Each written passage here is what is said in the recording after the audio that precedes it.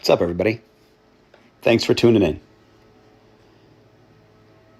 I'm going to give you a concise, clear picture of the conversation that Bob Yan and I had last night. Now, I had no idea what to expect, but Bob had a very, very clear idea of what he was communicating, and I'm going to try to share that with you. Long gone are the days where INMOTION has produced a almost toy hobbyist sort of vehicle, whether it be in the balancing board EUC space or in the scooter space. They're really striving to produce an enthusiast performance class brand. And with that, there's going to be a lot of updates in terms of color, logos, presentation, a very clear picture of where INMOTION is going. So the mission, the vision, and the values. Now, there is a goal to get away from calling EUCs. They want to call them mono wheels. They're looking to pave a clear path for new people to adopt the PEV hobby, and for people that have been inside of the PEV hobby to figure out what is the next INMOTION product for them. To it, I think they're doing a dang good job. More people I know own V12s than any other electric unicycle. They want to provide customer service that is quick, transparent, results-driven, and simple. It shouldn't be hard to get you back on the road. It shouldn't be a challenge to get you moving again. And they really want to make sure that they are leading the way with this idea. We all know what it's like to be waiting for parts, waiting for repair, waiting for a response. And not to say that it's unfair, because few things in this world are, but INMOTION's trying to do their best to make sure that you get the service that you deserve when you purchase an INMOTION product. Are those lofty goals, or do you think they'll deliver? Let me know in the comments below. INMOTION has decided to rethink everything from the ground up. So whether it's the logo that they've got, which is conveying a far more aggressive posturing, a far more performance-driven style, or the catchphrase that they've come to be known for in the past couple of years, climbs hills with ease. They have adopted this bolder, more speed-looking stylization for the way that they are seeking to be presented, with the old guard up top and the new guard underneath. We've all come to know the INMOTION Orange. Personally, I thought it was a take on Chooch. But now we can see that they're going for a brighter, more vibrant, more visible, more sporty aesthetic when it comes to even the orange. So check out the lean on those logos. Now, you can see side by side what that looks like and what that means when you get a clear picture of both of them. What do you guys think? Is the new orange just a gimmick? Is the new logo just a gimmick? Or do you think INMOTION is really going to bring that top-notch performance-driven heartbeat that it seems like they're going for? Let me know in the comments below. Admittingly, this is the part that I was absolutely the most excited to talk with Bob about. I cannot believe what he has got in store. So without further ado, let's go. Okay, so check it out. Here it is, guys. Here it is. So INMOTION has two product lines, okay? They've got the mono wheel electric unicycle. We're going to talk about a little bit more about that here in a second. And then the electric scooter, okay? So we all know, up to now, we've all called it the electric unicycle, the EUC. Some people have tried to do things like calling it a one wheel redundantly, or, calling it a wheel. I like to call it a wheel myself. But INMOTION does not believe that calling an EUC an EUC, an electric unicycle, an EUC, it's hard for me to adopt the new nomenclature as well, but I can see where they're going with this. globally, in terms of the presentation, they don't believe that this is a good look for our sport. They don't believe that this is a good look for what these items are called. So going forward, they're going to be calling the electric unicycle a mono wheel. Using the both nomenclature kind of interchangeably for the next couple of years, but after about 3 years, they're going to be shifting into calling it exclusively a mono wheel. So look for that. Let's all get used to calling it mono wheel early, and hopefully we'll get the fire spread just a little bit more, because the branding of an EUC is just a little bit hard to work with. Now, for the exciting stuff, let's talk some EUCs. All right, so they've got their product line split up into 4 different places. Up top, we've got Courage, meant for casual neighborhood exploration. Then we've got Explore, that's a city commuter. Then we have Adventure. Those are meant for trails, jumps, humps, bumps, and stairs. And then we have the Challenger series, which is meant for high-speed freeway activity, highway activity, going very, very fast, very, very fast. I've learned a little bit about each of these categories, so I'm going to go from top to bottom and break down a little bit more about what each of these categories means and some of the updates that I learned about regarding each of these wheels in each of these categories. You guys are going to love this. The Courage line is an introductory line of electric unicycles meant to be a beginner learner wheel and a casual neighborhood explorer. Inside of that category, we have the familiar V5, the V8, and the V10. I did learn of an update that's going to be coming to the V5. I suspect there will be updates coming to all of the previous generation wheels, though. Bob Yan did express that there were innovations that have come into the EUC space that he wanted to bring back into the beginner category to invigorate people who are seeking to learn and adopt the hobby for the first time. So the V5 rim, he wants to make that a little bit wider, citing that the current narrow rim is really difficult for people to actually learn. And since he does want it to be a learner wheel, he is going to be seeking to make that rim just a little bit wider, so it can be a little bit more forgiving for people trying to adopt this as a hobby. I did not hear of any updates to the V8 or to the V10 as of yet. Next, we have the Explore Commuter Series, meant for city travel. The V11 with its suspension, and the V12 being the zippy non-suspension wheel that we've come to know and love. I didn't hear about any innovations to this category, but I do appreciate what INMOTION is doing here. They're citing a clear use case scenario for the wheels that they have. The Courage, being a neighborhood getabout, should not be used as a commuter wheel, lest you be disappointed with the range or the power and come into perhaps safety places. The Explore wheel, with a clear city commuter purpose, mentions nothing about trails, which is news to me. You know, I saw the same advertisement that everybody else did with Mike Leahy jumping a V12 high torque. I saw Chooch ripping through the trails on a V12 high torque. I thought that that was the use case for these wheels. And, you know, we end up with a lot of problems with that because it's a plastic hull. It doesn't have a hollow bore motor. So you've got a lot of broken axles. You've got a lot of broken plastics. And this is going to mitigate that. It's going to make it to where that people just know the use case. Commuting about your city, that should work out perfect on a V11 or a V12. You know, V11, it's got suspension great for eating up bumps, curbs, potholes, you know, getting about and riding. But is it a performance suspension? No. And now they've clearly cited it is not a performance suspension in its intent. And the next, you guys are going to love this, okay? I can't show you any pictures. I did see the pictures. I know exactly what we have coming in. Oh my goodness. But what I will tell you is a lot. Okay, the Adventure series is going to be a coilover style suspension. Okay? We're looking at a suspension very much in the likeness of a S18 or an S22.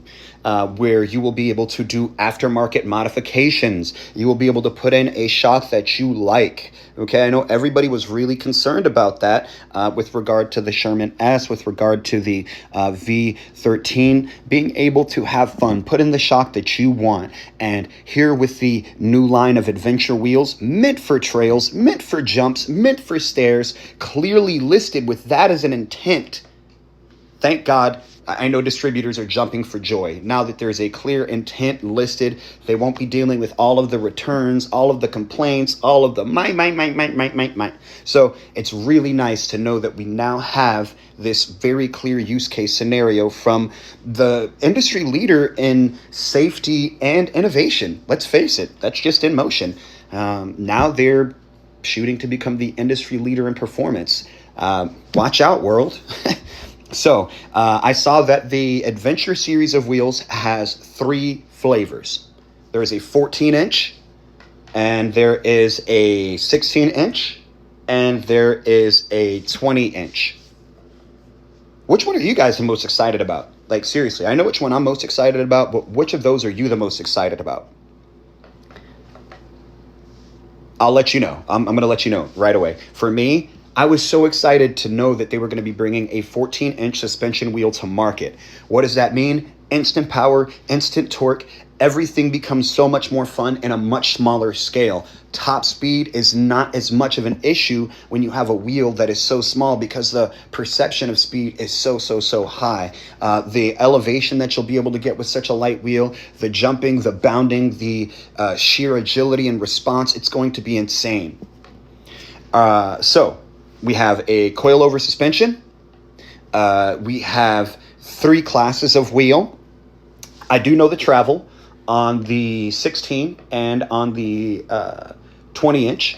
Those are going to be 125 millimeter on the 20-inch. And on the 16, we are going to have 85 millimeter travel. So that's going to be 5 millimeter more than the patent at this point in time.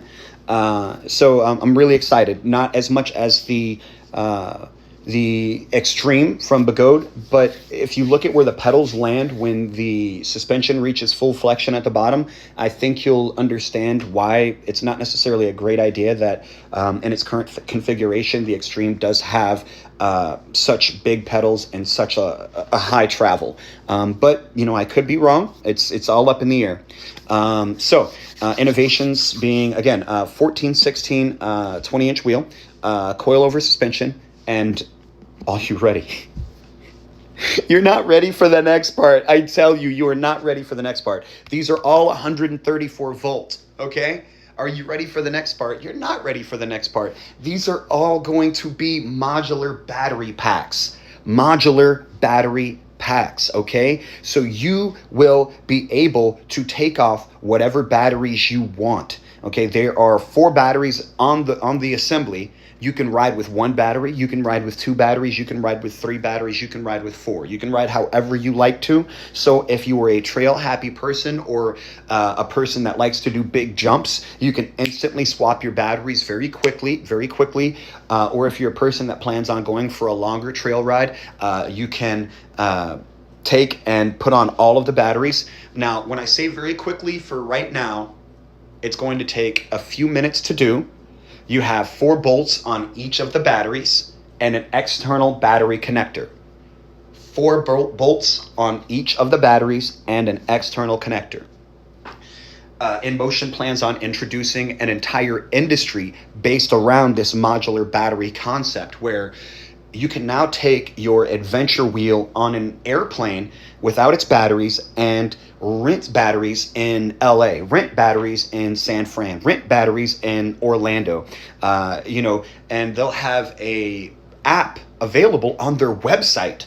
And I'm sorry, I don't know if it's going to be an app yet, but I'm really excited to see perhaps it integrated into the app system somehow. And then, it's just, if you want to get into the EUC space or the PEV space, it's a little bit prohibitive right now because it's so much money. But if you want to be an entrepreneur and get into the business, well, now you can. Now you can grab 6 to 8 batteries and start a rental service in a high volume community and traveling EUC enthusiasts will thank you, love you, and appreciate you. I think this is going to open up a wonderful dynamic for the community. I think that we're going to see people across the world start to travel more with EUC in mind, bringing their own units, because we all know how difficult it is to acclimate to something brand new. So you go to a new community, you see new trails, you see new jumps, but you don't have the wheel that you feel comfortable using. Now it's going to be a predictable, amazing experience. All right. So, you think the excitement stops there? Nope. And the Challenger series. Now you see that there is a Y and a P available in both the Adventure, and you see that there's a V13 and then a Challenger Y series as well. That's because there is multiple products in each of those lines. The Adventure series has 3 different wheels that INMOTION plans to bring to market, and the Challenger series has 2 different wheels that the INMOTION company is working on. So the V13, we all know the V13, but we all got to hear how much people hated the suspension. People talk a lot about the range. Honestly, I don't ever see people logging that much miles on their wheels like day to day. The people, anyway, I digress. So the suspension was such a beef for so many people. And a while ago, I had suggested and drawn up a picture for Bob of the of like a of a oil coil kind of solution, like a gas shock solution, just like a rendering of like a suspension style, similar to the Sherman S. I mean, there's the vertical pillars that are integrated on both sides of the V13 Challenger, so that dual piston can be a rebound and a shock system, so it can be twice the suspension that is available in a Sherman S. And guess what's happening? Guess what's happening? You'll never guess. Yeah, the Challenger is getting updated shocks, man. Updated shocks. So look for this to be the king of the streets. Let me say it again. The king of the streets. Sorry, guys. It is what it is. It is what it is. And then the Y series. Everybody was questioning the range. I know you guys don't ride that far, but you were questioning the range. So guess what? INMOTION is bringing to market a Challenger series 20-inch long-range Sherman S killer. Now, sorry guys, everybody else has delivered their cards to the table. So INMOTION has had time to not only engineer in advance, but they've had time to engineer in response. And what they've got coming, it's a sight to behold. I'm telling you guys, it's a sight to behold. All right, so we've talked about the Challenger V13 getting its new update to its shock system. And then we talked about the new Y Series Challenger being a 20-inch long-range wheel. I did not get the battery pack specifications on that, so I am sorry, but I can only assume that a long-range wheel inside of the INMOTION ecosystem will equate to more than 3,600 watt-hour in a single EUC mono wheel. All right, now let's look at some scooters. I'm not really a scooter guy normally, but what I heard actually excited me. And again, having clear use cases for everything gets rid of all of the confusion. You're not going to be trying to ride your V8 on trails like I did when I first got it. You're not going to be trying to jump your V12 like we were led to believe initially. You're not going to be trying to take a long-range cruise on your V11, though you could if you're going like 15 miles an hour. Anyway, let's get down to the scooters. I'm so excited, guys. INMOTION's got so much cool stuff. So you kind of have an idea of the way that they've broken everything down. They've got 4 tiers for scooters. They have 4 tiers for mono wheels. Now, the beginner series, the intro market for your scooter is going to be the Air series, okay? That's really focused on getting you to buses, trying to get you to the train, just an urban commute assist with an emphasis on convenience. That is strongest point is going to be convenience, portability, not necessarily torque, not necessarily power. Okay. The next in the series of scooter that they have is going to be the Climber. And that's because there's markets where people love scooters, but there's a lot of hills in those areas, and the air honestly just didn't cut it. So the Climber series is meant for markets like San Francisco, people that live in states like Washington, people that live in places like Asheville, North Carolina, markets where they're Raleigh, Durham, North Carolina, just lots and lots of hills, places where there's a lot of vertical change. You're going to appreciate the Climber. It's going to lose a little bit in convenience in terms of weight and portability, but you're going to make up for that in what you arrive at in terms of commute and for being able to negotiate hills with ease. And so the aptly named scooter there is the Climber. And in the Air series, you've got the Air and the Air Pro. Admittingly, I do not know the difference between the Air and the Air Pro. So if anybody knows the difference between the Air and the Air Pro, could you please teach me how to Dougie? Let me know in the comments below. The Climber, now we've got the Cruiser. Okay, so the Cruiser is meant for being able to get around on like paved trails, being able to take light grass off-road as like a segue in between pavement and stuff like that. It's going to be a little bit faster, and it's a good place in between in terms of range and performance between the Climber and the racing series, the RS. So the S1 being a little bit more speed, a little bit more range, a little bit less convenience, but you're going to make up for that in what you get, again, in the torque and in the range.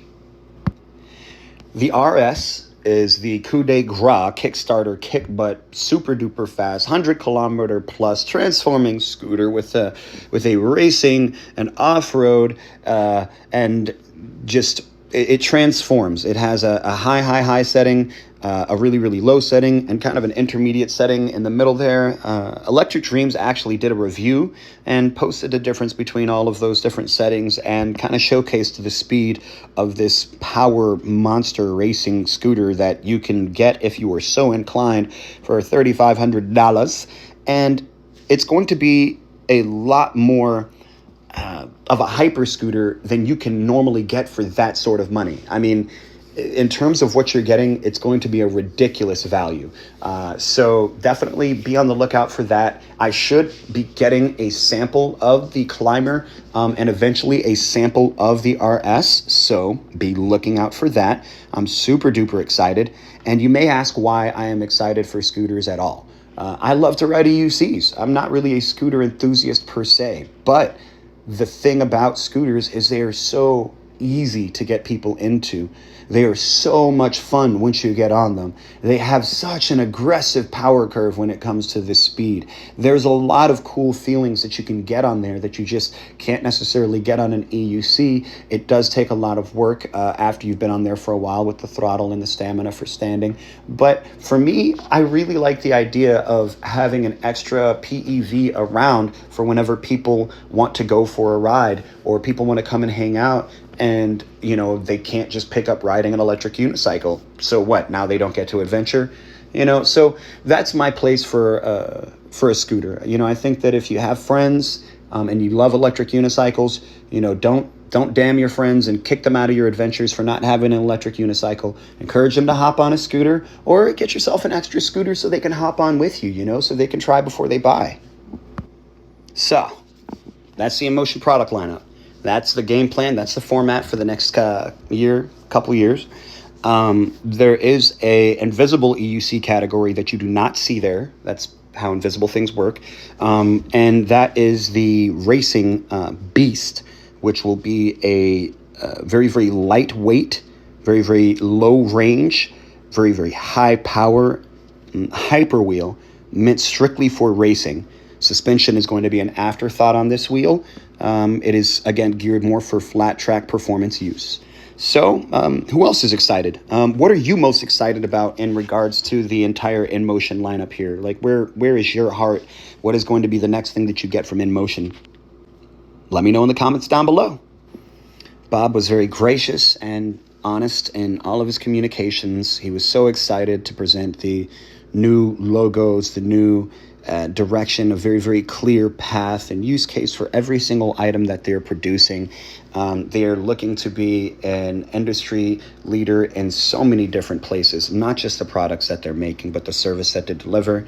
Here's a couple of cool little shots of some of the advertisements that they got going on, and we're getting pretty close to the end here. It was a wonderful conversation that we had. I can't wait for you guys to be able to see what the new wheels look like. What do you think about the modular battery packs? Where's that adventure going to take you? What do you plan on doing with your modular batteries? This is so much exciting stuff. If you're an INMOTION fan, you're just going to be to the moon with everything happening, going on, changing. If not, now's the time to hop on board. I know it's been exhaustive, but this is the short version, I promise you. If you stick around this long, thanks, and please remember to like, comment, and subscribe. I don't do this for a living. I do it for fun. And literally, your interactions, that's my reward. Knowing that you care and that, like, you've watched anything, that's kind of how I get paid. So anything is everything. Peace, peace. Ride safe, ride strong, and until next time, Johnny Go Vroom. Out.